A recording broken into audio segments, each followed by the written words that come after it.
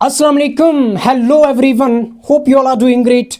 I am Sheikh Sahil Bashir and today we will be discussing one more interesting topic from the chapter Molecular Genetics, otherwise called Molecular Basis of Inheritance.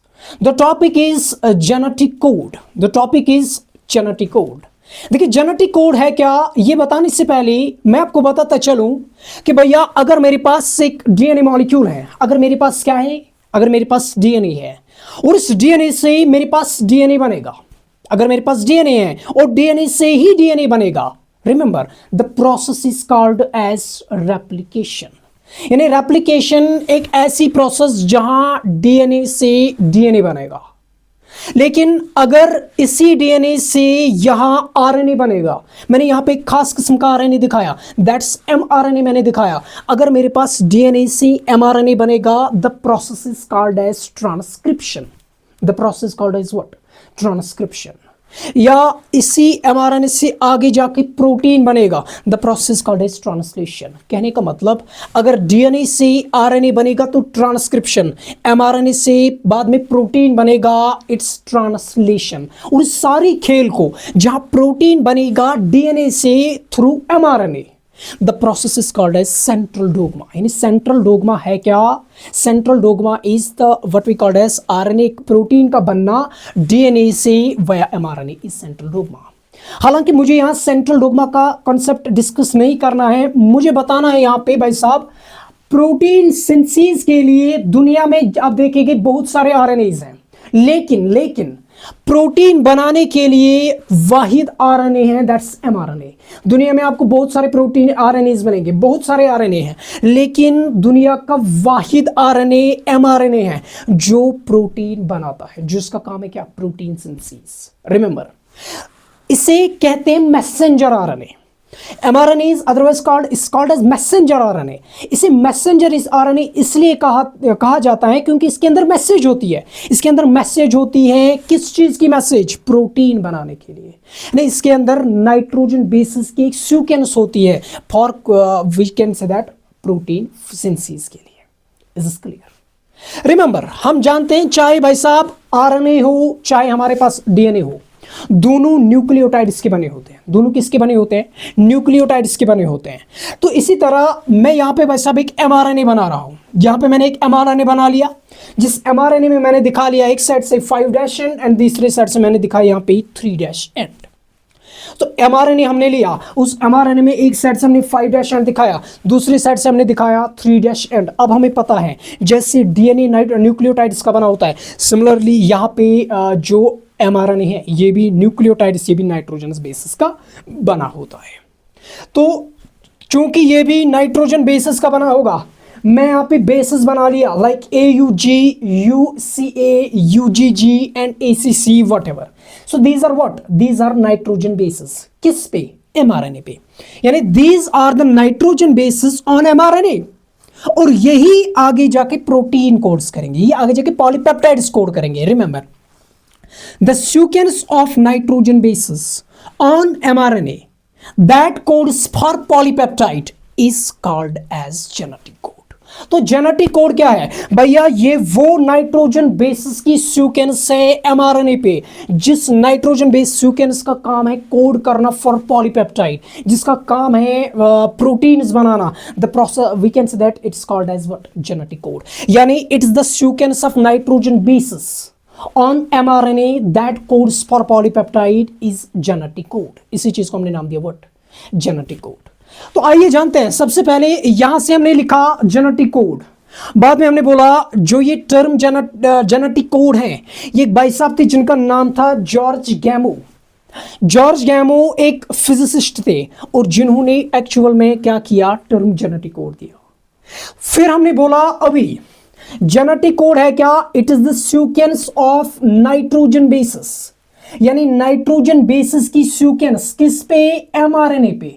MRNA पे nitrogen bases की वो sequence जो code करती है for polypeptide, जो code करती है for protein, is called as what? Genetic code. Is called as what? Genetic code. Now अगर आप यहां पे देखेंगे, यहाँ पे इस नाइट्रोजन बेसिस पे एमआरएनए पे हमने नाइट्रोजन बेसिस दिखाए और इस नाइट्रोजन बेस में हमने यहाँ पे दिखाए ना तीन बेसिस की एक सीक्वेंस, मैं यहाँ पे लूंगा तीन बेसिस की एक सीक्वेंस मेरे पास यहाँ पे लाइक AUG, यहाँ पे तीन बेसिस की और एक सीक्वेंस लाइक UCA, इसी तरह तीन बेसिस की और एक सीक्वेंस लाइक UGG, इसी तरह तीन बेसिस की और एक सीक्वेंस लाइक ACC। रिमेंबर मेरी जान, mRNA पे जो तीन बेसिस की सीक्वेंस होती है ना, remember it's called as codon, it's called as what, codon. यानी कोडॉन क्या है, codon is the sequence of three bases on mRNA and इसका काम जो है ये आगे जाके कोड करता है फॉर एमिनो एसिड, ये आगे जाके कोड करेगा फॉर व्हाट, ये आगे जाके कोड करेगा फॉर एमिनो एसिड। तो कहने का मतलब the sequence of three bases is known as codon and ये कोडॉन का काम है भैया आगे जाके कोड करना फॉर पॉलीपेप्टाइड। इज इसका क्लियर, इस कोडॉन का काम है आगे जाके रिकॉग्नाइज करना व्हाट, एमिनो एसिड्स। रिमेंबर, तो हम नहीं कह सकते फिर अगर यहां पे तीन बेस सीक्वेंस हैं, यहां पे तीन बेस सीक्वेंस, यहां पे तीन बेस सीक्वेंस, यहां पे तीन बेस सीक्वेंस है, कहने का मतलब कोडॉन, हम नहीं कह सकते फिर the sequence of codons on mRNA, the sequence of codons on mRNA is genetic code. आप ये कहो द नाइट्रोजन बेसिस की सीक्वेंस mRNA पे जेनेटिक कोड है, आप यू कहो कि the sequence of three bases या the sequence of codons on mRNA is that codes for polypeptide is called as genetic code. Is this clear?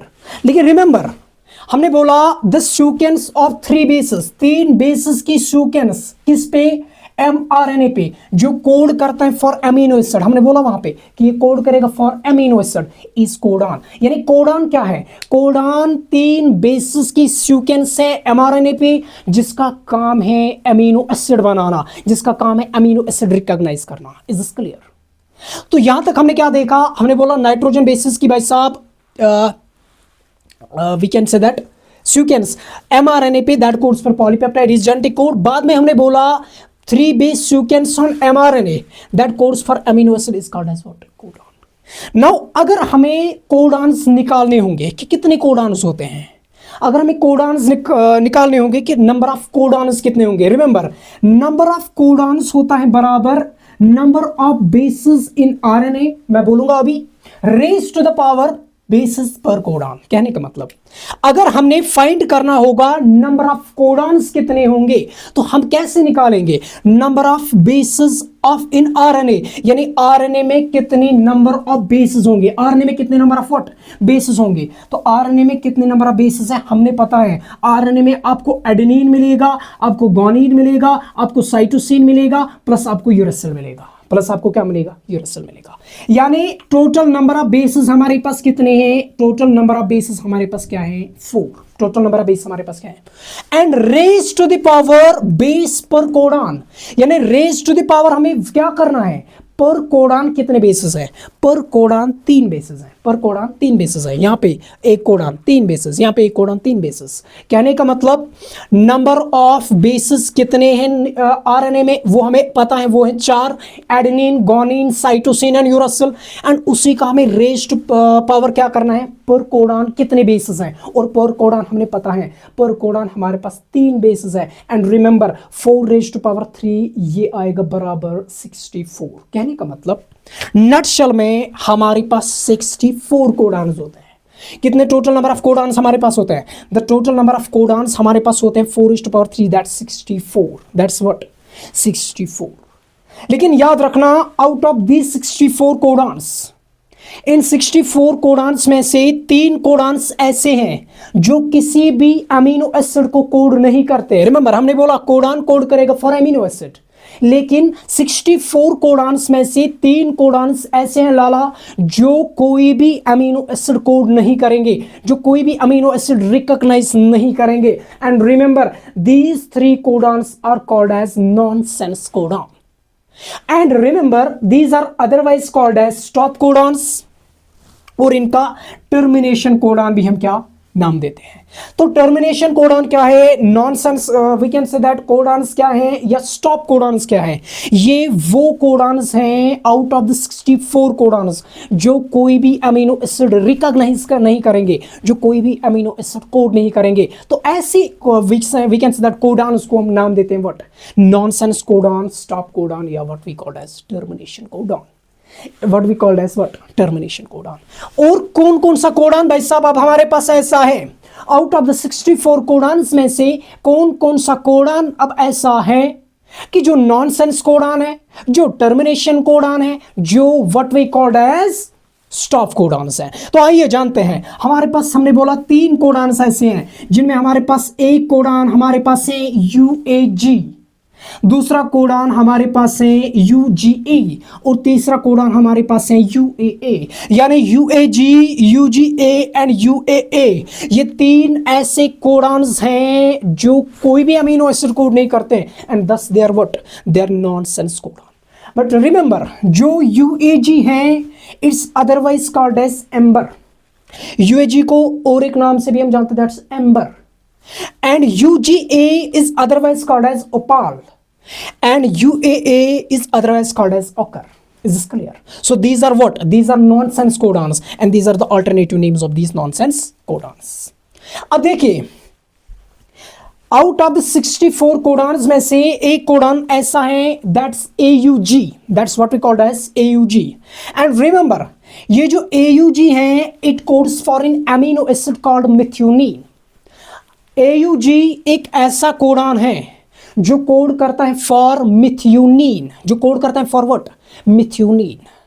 And sometimes JUG, sometimes क्या, JUG code करता है for valine, acts as initiation codon. यानी AUG more common is AUG. Remember, more common is AUG and sometimes GUG act करते हैं initiation codon. यानी GUG is not very common, it's less common, but the more common codon जो act करता है initiation codon, it's what we call as AUG. तो AUG ऐसा codon है जो कोड करता है for methionine and act करता है as what, initiation codon. So AUG चूंकि कोडॉन है, इसका रोल है मिथ्यूनिन कोड करना, यानी इसका रोल है यहां पे अमीनो एसिड कोड करना। एक तो ये यहां पे मिथ्यूनिन कोड कर रहा है और दूसरा ये एक्ट कर रहा है एज इनिशिएशन कोडॉन। तो हम नहीं कह सकते फिर जो AUG हमारे पास है, this AUG has dual function. So AUG जो है ऐसा कोडॉन जिस कोडॉन का ड्यूअल फंक्शन है, जिस कोडॉन का ड्यूअल फंक्शन है, ड्यूअल फंक्शन का मतलब जिसके 2 रोल्स हैं। क्या क्या रोल है इसका, एक तो ये भाई साहब कोड करता है फॉर मिथ्योनिन, एक तो ये कोड करता है क्या, मिथ्योनिन, एंड दूसरा ये कोड करता है फॉर, एंड दूसरा रोल जो इसका है दैट्स AUG एक्ट करता है as what, initiation codon. AUG act करता है यहां पे क्या, initiation codon, initiation codon. Is this clear? यहां तक क्लियर है, यहां तक क्लियर है भाई साहब। तो यहां तक हमने क्या देखा, यहां तक हमने देखा भाई साहब AUG कोड करेगा for methionine, sometimes GUG act करता है एज इनिशिएशन कोडॉन। फिर हमने बोले इसके 2 रोल्स हैं, एक तो इसका रोल है मिथ्योनिन कोड करना, दूसरा इसका रोल है what we called as initiation, को एक्ट करता है as what, initiation codon. So this was about the what, genetic code. अब इस जेनेटिक कोड के फीचर्स हैं, अब इस जेनेटिक कोड के कैरेक्टरिस्टिक्स हैं। देखिए यूजुअली इसके 5 फीचर्स हैं, इसके 5 we can say that characteristics हैं and it's very simple by the way. And क्या है वो 5 कैरेक्टरिस्टिक्स, आइए जानते हैं। So this was all about the genetic code. Now अब हम आएंगे जेनेटिक कोड के फीचर्स पे, या जेनेटिक कोड के we can say that characteristics पे। देखिए हम जब देखते हैं हमारे पास 5 फीचर्स हैं जेनेटिक कोड के। पहला फीचर जो जेनेटिक कोड का हमारे पास यहां है दैट्स यूनिवर्सलिटी। देखिए बात अगर हम यूनिवर्सलिटी की करें, यूनिवर्सलिटी का मतलब क्या, आप दुनिया भर में जितने भी ऑर्गेनिजम्स देखोगे, आप प्लांट देखो, आप एनिमल देखो, आप बैक्टीरिया देखो, आप फंजे देखो, जितने भी ऑर्गेनिजम्स आप देखो, वहां आपको सेम जेनेटिक कोड देखने को मिलेगा। आपको सेम 64 कोडॉन्स देखने को मिलेंगे, आपको सेम 3 नॉनसेंस कोडॉन्स देखने को मिलेगा एंड आपको same AUG as initiation codon देखने को मिलेगा। कहने का मतलब दुनिया भर के तमाम ऑर्गेनिजम्स में, दुनिया भर के तमाम लिविंग ऑर्गेनिजम्स में जो है genetic code is same. Genetic code क्या है, सेम। बट एक्सेप्शंस हैं, जैसे कि हमने देखा UAG is nonsense codon. But जब हम देखते हैं ड्रोसोफिला के माइटोकॉन्ड्रिया में, जब हम देखते हैं ना ड्रोसोफिला के माइटोकॉन्ड्रिया में, ड्रोसोफिला के माइटोकॉन्ड्रिया में UAG कोड करता है फॉर एमिनो एसिड। हमने देखा यूएजी इज नॉनसेंस कोडॉन, लेकिन जब हम देखते हैं माइटोकॉन्ड्रिया के ड्रोसोफिला के अंदर वहां ये एमिनो एसिड बनाता है, तभी मैंने लिखा with some exceptions like drosophila, mitochondria, दुनिया भर के बाकी जितने भी ऑर्गेनिजम्स हैं उनमें आपको जेनेटिक कोड सेम मिलेगा। उनमें आपको जेनेटिक कोड क्या मिलेगा? सेम। जब सेम जेनेटिक कोड होगा दुनिया भर के तमाम ऑर्गेनिजम्स का, तो हम नहीं कह सकते फिर जो ये we can say that genetic code है it's nearly universal. It's what? It's nearly universal. Truly नहीं है बट नियरली यूनिवर्सल। लगभग दुनिया की तमाम ऑर्गेनिजम्स में जो जेनेटिक मटेरियल है इट्स व्हाट? It's same. और ये यूनिवर्सलिटी प्रॉपर्टी का होना, यूनिवर्सलिटी फीचर का होना, इसने क्या किया? This feature of genetic code allows scientist to clone DNA in one organisms into another organisms। कहने का मतलब this universality is actually basis of genetic engineering। it is what? it is the basis of genetic engineering। दूसरा जो feature यहां हम देखेंगे, दूसरा जो फीचर हमारे पास है that's what we called as triplet. Triplet का सिंपली मतलब है भाई साहब 3 bases form 1 codon for 1 amino acid। यानी जैसे हमने देखा यहां पे हमारे पास कितने भी, यहां पे हमारे पास कितने कोडान्स हैं? हमारे पास 4 कोडान, 1 2 3 4, 4 कोडान्स हैं हमारे पास। हर एक कोडान 3-3 बेसिस का बना है, हर एक कोडान 3-3 बेसिस का बना है। तो ट्रिपलेट का मतलब क्या है? ट्रिपलेट का मतलब है 3 बेसिस बनाते हैं एक कोडान, और वो एक कोडान बाद में क्या करता है? कोड करता है फॉर एमिनो एसिड। सो कितने फीचर्स हमने देखे? हमने 2 फीचर्स देखे। हमने यूनिवर्सलिटी देखा, हमने ट्रिपलेट देखा। ट्रिपलेट सिंपली बोलता है एक कोडान 3 बेसिस का बना होगा और जो बाद में कोड करता है फॉर व्हाट? जो कोड करेगा फॉर एमिनो एसिड, राइट। तो इसके साथ जो तीसरा यहां पे इसका फीचर है it's very important, it's non overlapping. यानी जेनेटिक कोड इज पहला हमने देखा यूनिवर्सलिटी, दूसरा देखा ट्रिपलेट, तीसरा देखा नॉन ओवरलैपिंग। देखिए नॉन ओवरलैपिंग का मतलब क्या होता है, इसको हम यहां पे समझेंगे। मेरे पास mRNA है, सेम उसी तरह 5' to 3' एंड बिल्कुल, और वही कोडान्स मैंने अभी भी यहां पे दिखाए, मैंने वही कोडान्स अभी भी यहां पे दिखाए। तो 4 कोडान्स है मेरे पास, कोडान 1 2 3 एंड 4 कोडान्स है मेरे पास। हर एक कोडान में आपको क्या मिलेंगे? 3-3 बेसिस मिलेंगे। 4 कोडान है मेरे पास, 4 ही रहेंगे, और 5th कोडान यहां पॉसिबल ही नहीं है। रिमेंबर 4 कोडान्स हैं और चारों के अलावा यहां 5th पॉसिबल ही नहीं है, यहां पे 5th बनाना पॉसिबल नहीं है। रिमेंबर एक कोडान 3 बेसिस का बना होगा, कहने का मतलब 3 bases are a part of 1 codon. 3 बेसिस एक कोडान का पार्ट, ये 3 बेसिस और एक कोडान का पार्ट, ये 3 बेसिस और एक कोडान का पार्ट, ये 3 बेसिस और एक कोडान का पार्ट, राइट। तो कहने का मतलब ऐसा नहीं है कि आप बोलेंगे हम बोलेंगे क्या बोलेंगे भाई साहब कि AUG इज 1 कोडान, हम और एक कोडान बनाएंगे GUC। क्या क्या क्या बोला हमने? हमने बोला AUG एक कोडान है। हमने बोला AUG अगर कोडान है तो ऐसा पॉसिबल नहीं है कि हम ऐसा बोले कि GUG और एक कोडान बनाता। मालिक ऐसी गलती नहीं करना मालिक, ये भारी मिस्टेक हो जाएगी भाई साहब, ऐसा पॉसिबल ही नहीं है। इसका मतलब है single base is a part of 1 codon, 1 base is a part of only 1 codon. 1 codon can not be a part of another codon. Simple. एक कोडान, एक बेस एक ही कोडान का पार्ट हो सकता है, एक बेस दूसरे कोडान का पार्ट हो ही नहीं सकता। क्यों नहीं हो सकता भैया? हम बोल रहे हैं भाई साहब ये नॉन ओवरलैपिंग है। अगर ऐसा होगा तो ओवरलैपिंग हो जाएगी, लेकिन भैया जो जेनेटिक कोड है ये इट्स नॉन ओवरलैपिंग, ये भी इसका फीचर है, क्योंकि यहां 3 बेसिस एक कोडान का पार्ट होंगे, ये 3 बेस और एक कोडान का पार्ट होंगे। एक बेस एक कोडान की एक बेस दूसरे कोडान नहीं बना सकती, सिंपल, दूसरा कोडान नहीं बना सकती।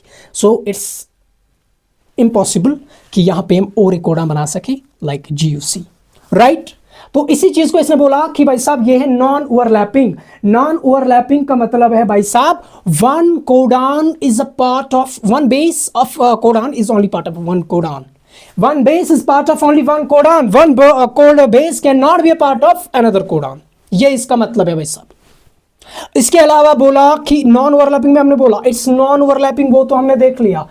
दूसरा इसके साथ साथ ही कॉमनलेस है। कॉमनलेस का मतलब है भाई साहब there is no gap between the codons. यानी एक कोडान AUG है, दूसरा कोडान UCA है, एक कोडान के एंड पे और दूसरे कोडान की शुरुआत पे आपको गैप नहीं मिलेगा, आपको गैप नहीं मिलेगा। So there is no gap between the codons. There is no gap left between the two codons, right? और इसके साथ साथ इसको रेट किया जाता है इन द contagious फैशन, कहां से कहां की ओर, फ्रॉम 5' to 3'. तो ओवरलैपिंग का मतलब क्या है? अब ओवरलैपिंग का मतलब है भाई साहब 3 bases are a part of one codon, one base cannot be a part of another codon. One base is a part of only one codon, it cannot be a part of another codon. उसके साथ बोला ये कॉमनलेस है, यहाँ पे gap नहीं होगी, right?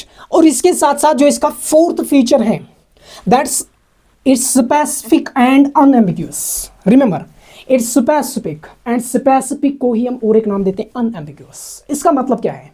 इसका मतलब है सिंपली एक कोडॉन कोड करेगा एक ही अमीनो एसिड.